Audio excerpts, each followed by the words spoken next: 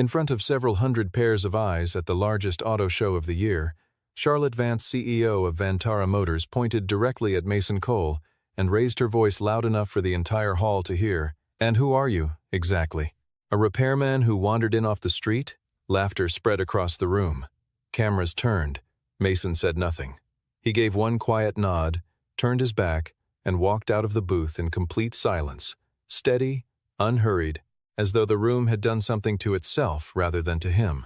23 minutes later, a car with no logo and no brand name rolled into the outdoor demonstration strip, and the entire exhibition stopped breathing. Keep listening to find out what that car was and why Charlotte Vance could not look away from it. The Detroit Auto Expo arrived every October like a religion for the industry, a gathering of believers who worshipped at the altar of velocity, design, and market dominance.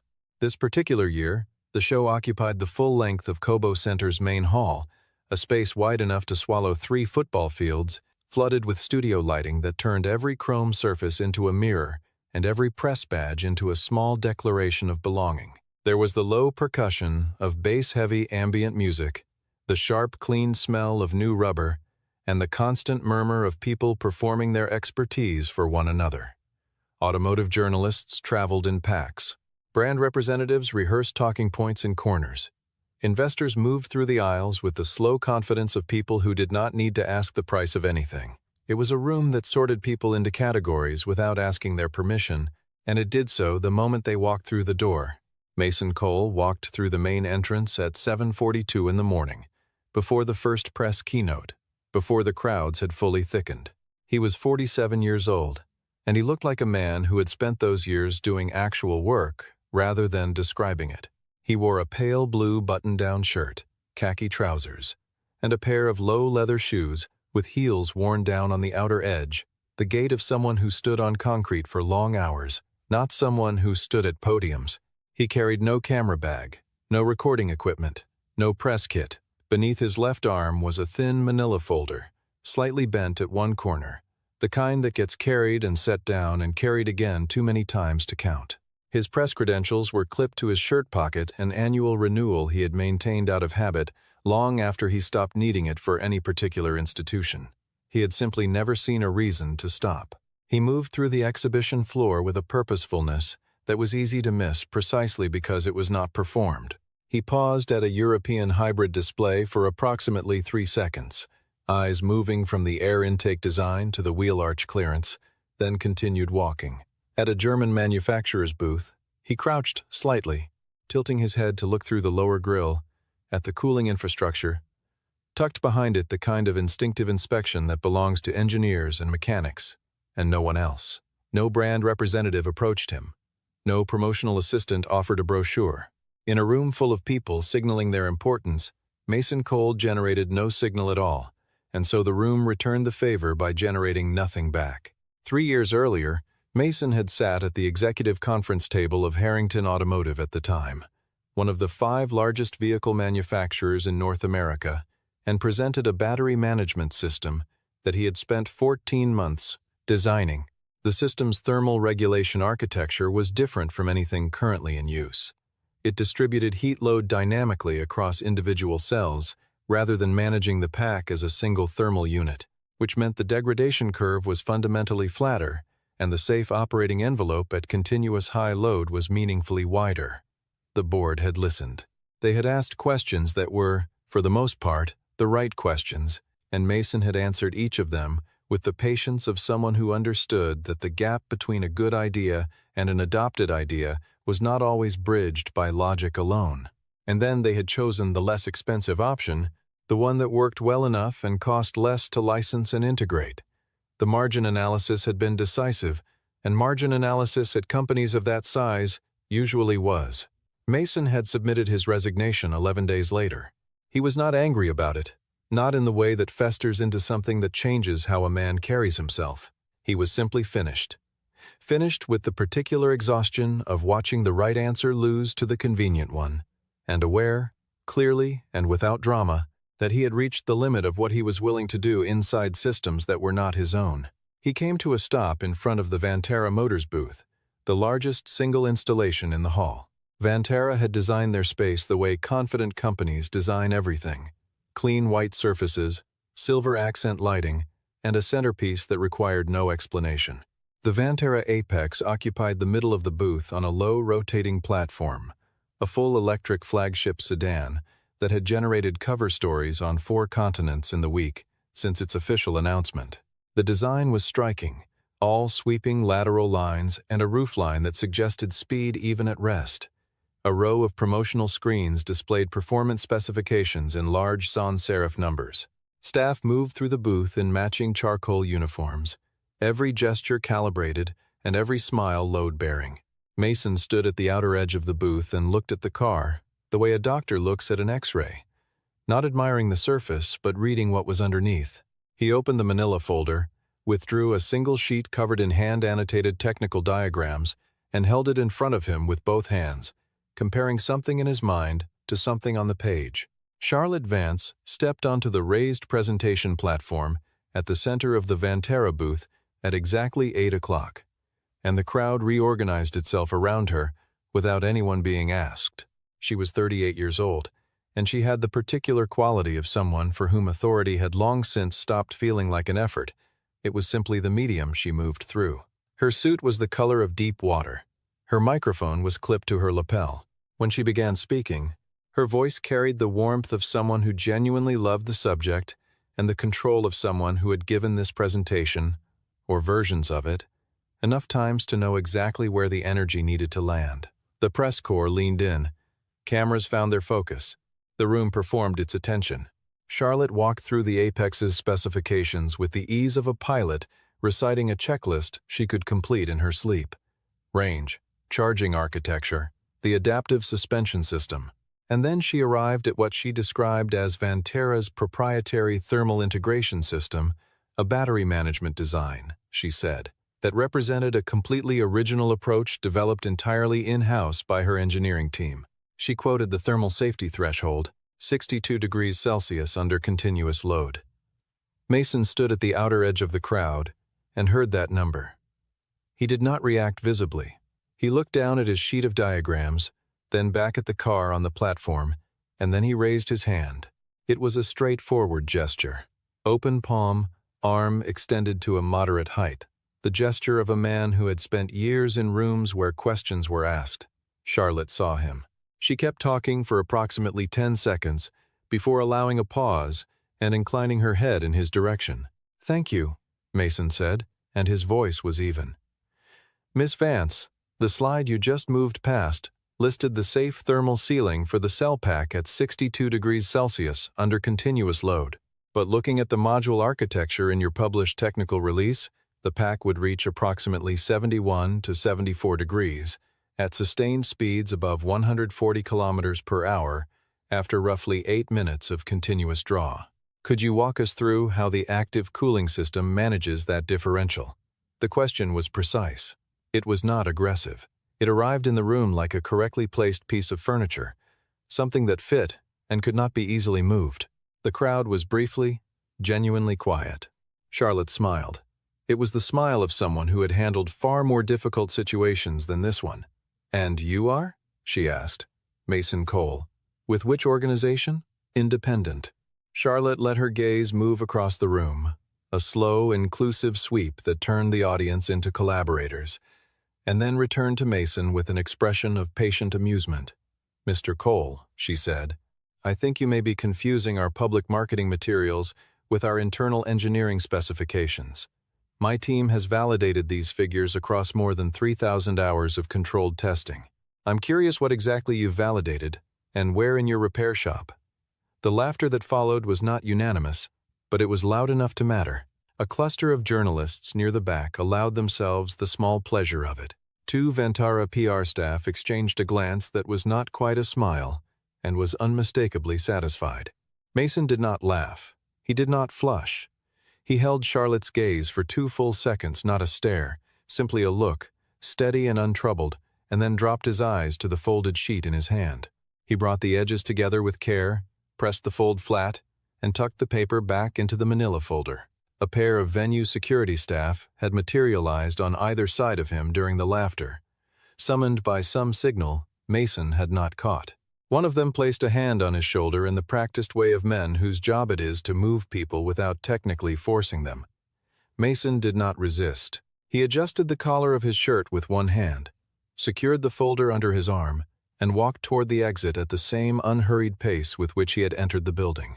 He did not look back at the platform. He did not look at the cameras. He moved through the crowd as the crowd parted for him, and then he was gone. Adrian Holt was a journalist who had been covering automotive technology for nearly 20 years, first for a wire service and then for the magazine that currently employed him, AutoVector. He had been standing 2 meters to Mason's left when the question was asked, and his recording device had been running since before. Mason raised his hand, a reflex he had developed. So many years ago, it no longer felt like a decision. He watched Mason walk out through the side exit. He watched Charlotte Vance reset her posture on the platform, reclaim the room's attention with a practiced phrase, and move forward into her presentation as though the interruption had been an inconvenience of the mildest possible kind. Adrian Holt stood where he was for a moment longer than the situation required, recorder still running, watching the door through which Mason Cole had disappeared. In 2 decades of press rooms and exhibition floors, he had seen dozens of people escorted away from microphones. The angry ones, the conspiracy-adjacent ones, the genuinely confused ones. He had never seen someone leave a room with that particular quality of stillness, as though the room had done something to itself rather than to him. The north service exit opened onto a loading corridor that smelled of diesel and cold air and the specific loneliness of back-of-house spaces in large venues. Mason walked through it without slowing, pushed through the exterior door, and stepped into the thin October sunlight. Michigan in autumn had its own quality of light, pale gold, slightly flat, arriving at a low angle that made everything cast a longer shadow than you expected. He stood on the concrete apron for a moment, breathing the cold, then pulled out his phone and typed a brief message. 3 words. He pressed send and walked toward the eastern lot. The outdoor demonstration zone occupied a separate parcel east of the main building, connected by a covered walkway. Half of it was structured as a standard display lot, where vehicles sat in choreographed arrangements for photographers and inspection. The other half was a performance strip 400 meters of sealed surface with speed measurement systems, high frame rate cameras mounted on gantries, and modest bleacher seating on either side. The strip was not yet open to the public. The morning session was still running inside, but the staging area behind it held the day's demonstration vehicles in their respective trailers, some banded with manufacturer logos and some wrapped entirely in branded vinyl. At the far end of the right-hand row, backed against the perimeter fence, was a single gray trailer with no markings of any kind except a small white decal on the rear panel, printed in a font no larger than a license plate, Cole Dynamics Detroit. Mason unlocked the trailer and began removing the canvas cover in sections, folding each panel back without urgency. The car beneath it was immediately difficult to categorize. It was not a sedan in the conventional sense. The roofline was lower than that, and it was not a coupe in the dramatic sense either. It sat at a height that split the difference, and its proportions were long without being stretched, suggesting that the length had arrived as a consequence of the engineering inside, rather than as a styling decision imposed from outside. The paint was a matte, silver gray that Mason had mixed himself in the workshop, and it absorbed the morning light instead of bouncing it back, giving the car a quality of restraint that was entirely at odds with the conventions of the display industry surrounding it.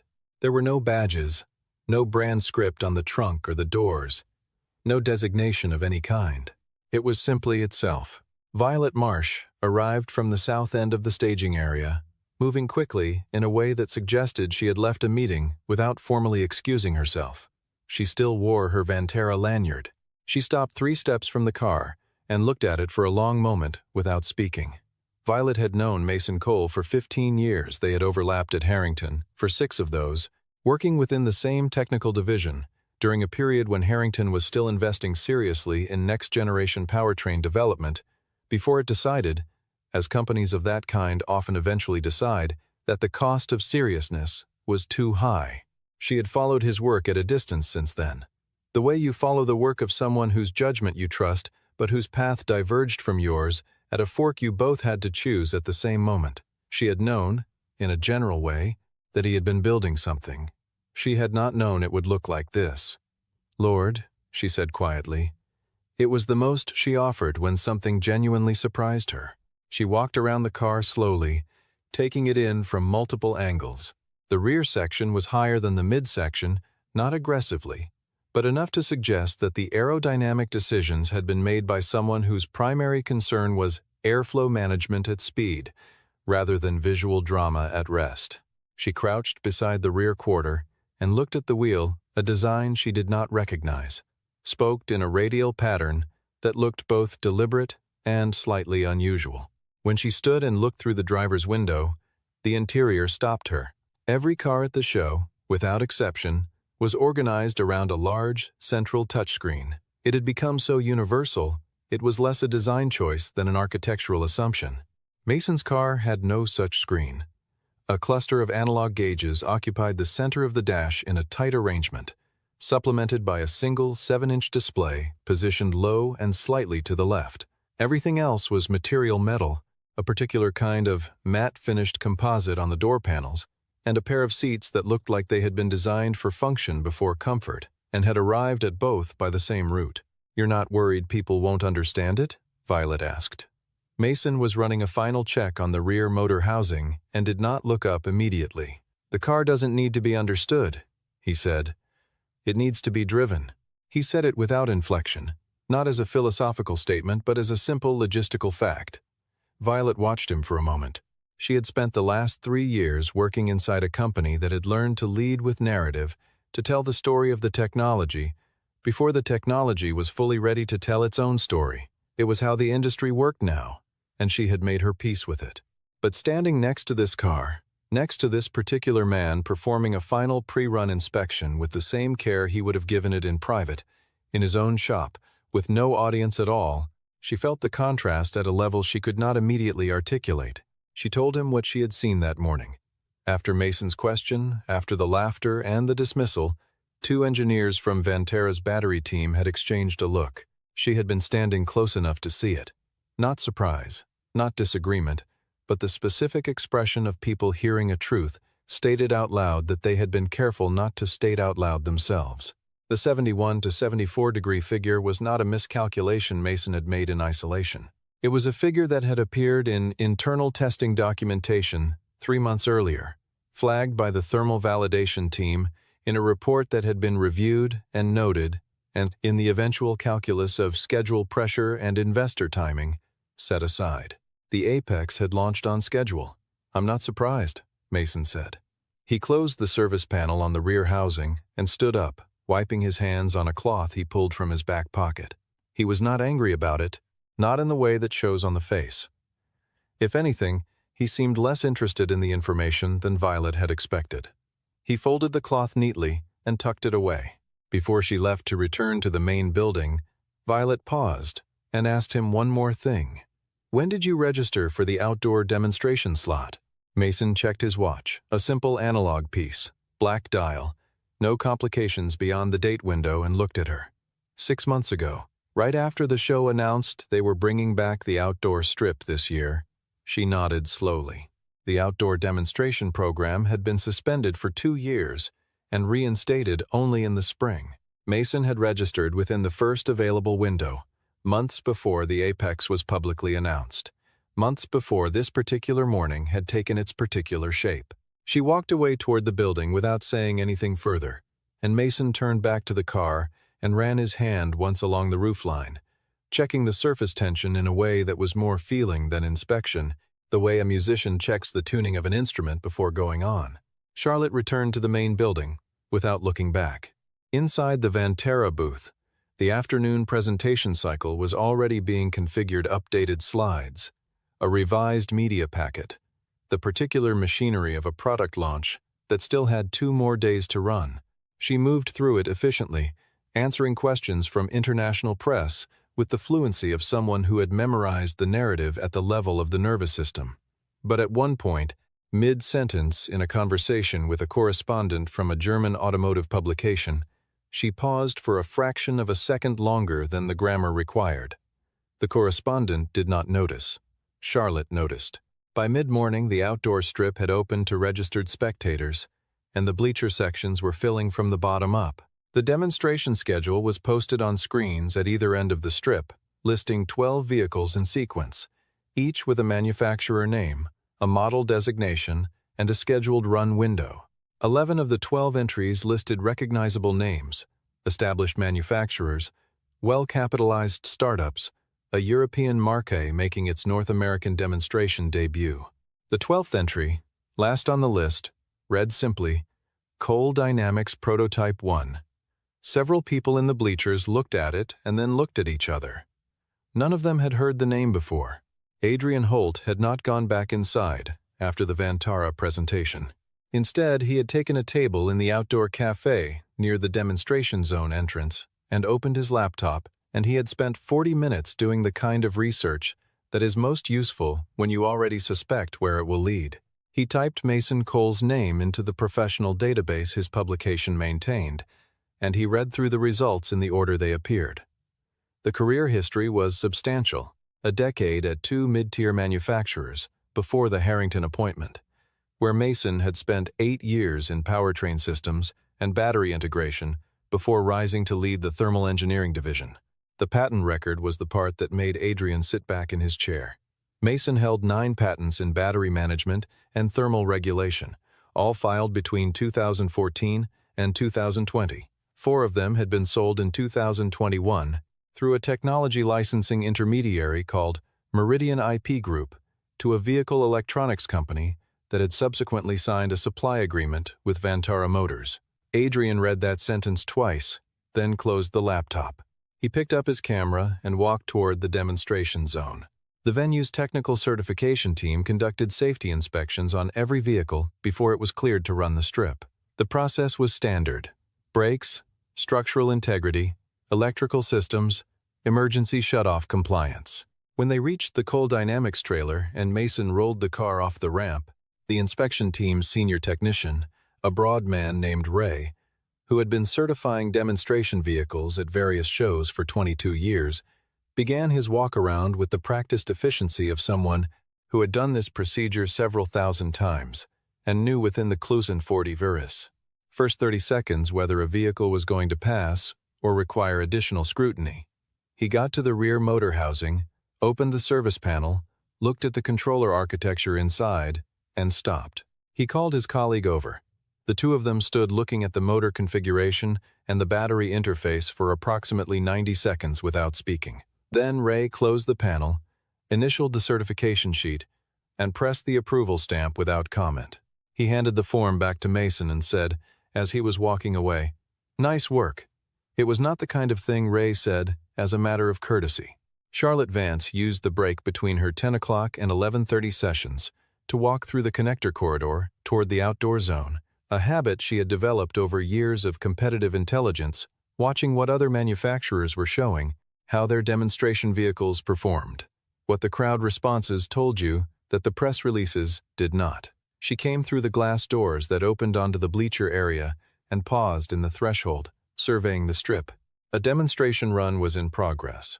A European crossover completing its high-speed pass with smooth competence, and the crowd was responding with the measured appreciation of people watching something well executed, but not surprising. Charlotte scanned the staging area, and her gaze moved along the line of trailers until it reached the far end, where an unfamiliar car sat in the pre-run position. The finish was unusual, a matte silver gray she could not identify with any current production palette, and the proportions were not immediately classifiable. She turned to her assistant. "Whose car is that?" The assistant checked the schedule. Cole Dynamics. Small outfit, Detroit address. No media profile. Charlotte looked at the car for another few seconds, the way she looked at everything that arrived without a context she had already assigned to it. "Keep track of how it runs," she said, and went back inside to prepare for her next session.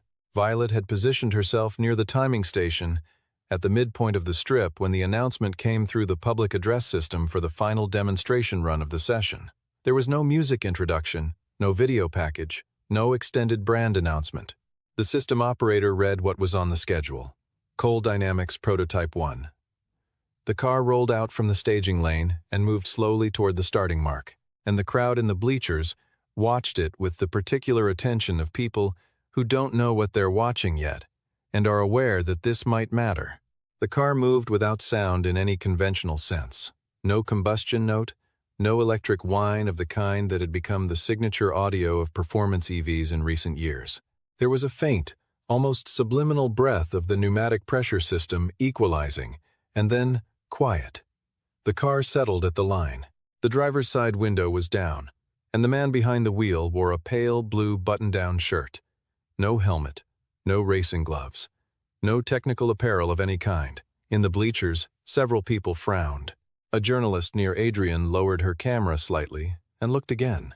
Adrian recognized Mason from 40 meters away. He raised his camera and set his focus. The timing system counted down in the standard format. The starting light moved through its sequence, yellow, yellow, green, and Mason Cole pressed the accelerator of a car he had built by himself over 3 years in a rented workshop on the western edge of Detroit, using money from sold patents and component sourcing decisions that had taken 8 months to finalize, and a suspension geometry he had calculated by hand before modeling it in software because he believed in understanding the mathematics before delegating them to a program. The car moved. What happened next was not simply fast. Although it was fast, the timing system would record 0 to 100 kilometers per hour in 2.9 seconds, 3/10 quicker than the Vantara Apex had posted in the same lane an hour earlier. What arrested the crowd's attention was not the number but the character of the acceleration, the way it occurred. There was no drama in it, no aggression, no sense of force being released from containment. The car simply went. The 4 motors, one at each wheel, independently controlled, coordinating through software. Mason had written himself over 16 months of evening work, produced a torque distribution so fluid and continuous that the car tracked the surface, the way water tracks a surface, following its natural path without interruption or correction. The high frame rate cameras on the gantries recorded what the eye could only partially register. All 4 tires maintained full contact with the sealed surface throughout the entire acceleration phase without the fractional slip events that are universally present in high-output vehicles executing maximum acceleration. It was not a mechanical trick. It was a consequence of the system working the way it had been designed to work.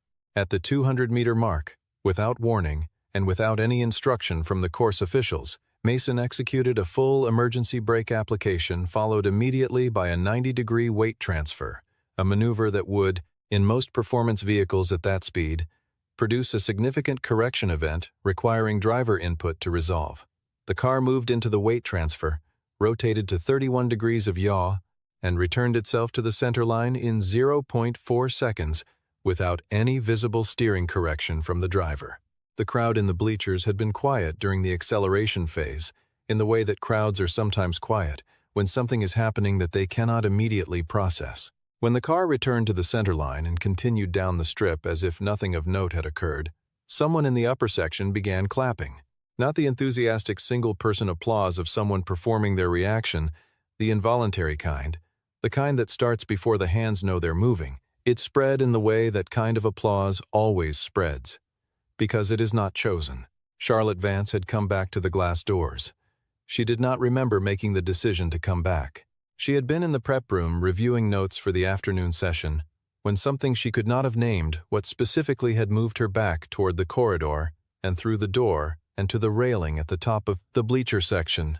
She arrived in time to see the final 100 meters of the run. She saw the car cross the finish line and decelerate smoothly, swinging into the run-out lane with the same unhurried precision it had displayed throughout. And then her assistant, standing beside her, extended a tablet showing the live telemetry feed from the strip's monitoring system, a display the show made available to credentialed technical observers. Charlotte looked at the data. She looked at one figure in particular. The battery pack temperature after the full demonstration run, including the emergency brake event, which had generated a spike thermal load, was reading 58 degrees Celsius, 4 degrees below the safe operating threshold she had cited that morning on her own stage, in front of her own cameras, with 3 years of Vantara's credibility behind the number. She did not look away from the display immediately. Beside her, her assistant was also looking at the number, and the two of them stood at the railing in silence as Mason Cole brought the car to a full stop at the staging mark and opened the door. The crowd below had reorganized itself around the car and the man, and Adrian Holt was moving through it with his camera up, recording. 3 other journalists had already reached Mason, and 2 more were cutting through the bleacher exit toward the staging area. Charlotte Vance watched from the railing. The distance between where she stood and where Mason stood was perhaps 15 meters. It felt like a measurement of something other than space. She came down to the staging area 20 minutes later, after the press cluster had thinned enough to make approach possible. She came alone. No assistant, no PR handler, no communication staff. This detail did not go unnoticed by the handful of journalists still present, including Adrian, who kept his recorder running. Charlotte stopped in front of the car, looked at it for a moment from the side, and then looked at Mason. "I didn't know it was you," she said. It was a sentence that contained more than it named an explanation, a partial acknowledgement, and a question all compressed into 6 words. "I know," Mason said. There was no sharpness in it, no barb embedded. He said it the way you confirm a fact about the weather. She asked about the thermal management system. He explained it the same explanation he had been trying to offer that morning, now expanded by several technical layers, delivered in the same even register he used for everything. The differential pressure cooling channels that ran longitudinally through each module, the predictive load-shedding algorithm that redistributed draw across the pack 600 times per second based on anticipated heat development rather than actual heat development, and the cell-level monitoring that allowed the system to identify individual cells approaching threshold and reroute around them before the temperature was registered at the pack level. Charlotte listened without interrupting. It was the first time that day she had listened to anything without knowing where it was going to end. Violet appeared at the edge of the conversation, remaining a few steps removed. Charlotte looked at her, a direct, level look, and whatever passed between them in that moment was wordless and complete. Violet had been at Vantara for 3 years. She had read the internal thermal validation report 4 months ago. She had not said anything outside of internal channels, because internal channels were where you said things. Charlotte understood this without needing to have it explained, and the understanding sat heavily. Adrian stepped forward with his printed document, a single page he had pulled from the database and condensed into the key information. He presented it neutrally to both of them, which was a journalistic courtesy and also, in its own way, a precise unkindness. The document showed the patent lineage of Vantara's licensed battery management architecture, the core filing, the transfer to Meridian IP Group in 2021, the subsequent licensing agreement with a Vantara electronics supplier. The original patent holder was listed by name. He asked Charlotte whether she had a comment. She looked at the document. She looked at Mason. Mason was looking at the car. "I didn't sell those patents to create problems for anyone," Mason said, addressing neither of them in particular. "I needed the capital to build this. That's the whole story." He said it with the tone of someone settling a minor factual dispute. He was not performing indifference. He genuinely did not seem to need anything from the moment beyond its accuracy. Charlotte did not respond to Adrian's question on the record. Her silence was its own kind of answer, and everyone present understood it as one. Then Mason turned toward her for the first time in the conversation and held her gaze without aggression and without any quality that could be characterized as satisfaction. "The 71 to 74 degree figure I mentioned this morning, your engineers had that in their validation documentation 3 months ago," he said. "I wasn't saying it to damage your product launch. I was saying it because it's a real number, and people who drive the car at extended highway speeds need to know what it means." He paused for a beat, not for effect, but because he was deciding whether the next sentence was worth adding. "You can believe I'm a mechanic. That doesn't change the temperature of the battery pack." Charlotte Vance, who had been the loudest voice in the largest room at the most important automotive event of the year that morning, said nothing. Her expression was not the expression of someone who had lost an argument. It was the expression of someone who had arrived, through a route she had not chosen, at a piece of information she could not now unknow, and who was calculating, in real time, what that meant for everything that came after today. In the 2 hours that followed, Mason received 3 phone calls on the number printed in small type on the business card, affixed to the rear interior of the car, a position that required opening the door and looking for it, which several people had done, and had then photographed and shared with colleagues. One call was from a mobility-focused venture fund whose name Mason recognized. One was from an industrial engineering firm with a vehicle development division. The third was from an individual whose first sentence established that he represented the capital allocation group of a North American fund with assets sufficient to acquire most of the companies currently displaying cars inside the main arcade building. Mason answered all three calls. He was courteous and brief. He said he was not in a position to have meaningful conversations that afternoon, and he took down the contact information for each caller without committing to anything. He had done this before, not with calls of this magnitude, but the structure of the conversation was familiar enough that he did not find it disorienting. Adrian Holt filed his story at 4 in the afternoon, from the same outdoor cafe table where he had done his morning research. The headline he wrote was not the one he had expected to write when he arrived at the show that morning. He had been covering automotive industry events long enough to know that the real story at any given show was almost never the story the press kits described. It was the story that arrived sideways, from a direction no one was watching, in the form of a question no one was supposed to ask. He read the headline back to himself once, decided it was accurate, and submitted it. Within 3 hours, the piece had circulated widely enough that the publication's server traffic spiked in a way that required the technical team to make a notation in their logs. By evening, 3 other outlets had published follow-up pieces citing his reporting, and one wire service had picked up the patent lineage detail, the connection between Coal Dynamics, Meridian IP Group, and Vantara Motors' licensed battery architecture, and distributed it to their full subscriber list.